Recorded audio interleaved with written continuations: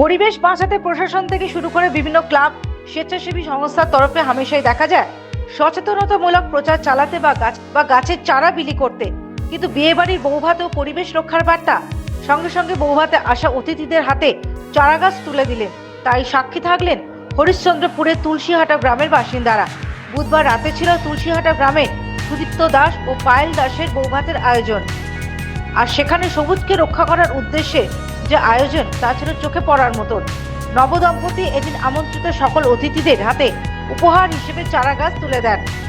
গাছ কাটা বন্ধের পাশাপাশি গাছ লাগানো কতটা উপকারিতার বার্তা দেওয়া হয় আমন্ত্রিতদের। এদিন প্রায় 5 শতাধিক মেহগনি গাছের চারা বিতরণ করা হয়। বর সুদীপ্ত বলেন, ওই গাছগুলি আমাদের বিয়ের স্মৃতি হিসেবে বড় হবে। গাছ ছাড়া আমাদের অস্তিত্ব ভাবা যায় না। আশা করি আমাদের এই উদ্যোগ পরিবেশে কিছুটা হলেও ভালো প্রভাব ফেলবে।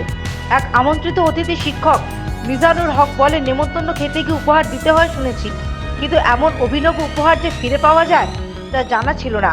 দূষণে জর্জরিত এই পৃথিবীর সংকট পরিস্থিতি থেকে কেবল গাছই বাঁচাতে পারে। আর তাই সমাজকে এই বিষয়ে সচেতন করে প্রকৃতিকে রক্ষা করার জন্য এগিয়ে আসতে হবে। নবদম্পতির এই ভাবনা আমি সত্যি আপ্লুত। Bureau report, the United India news.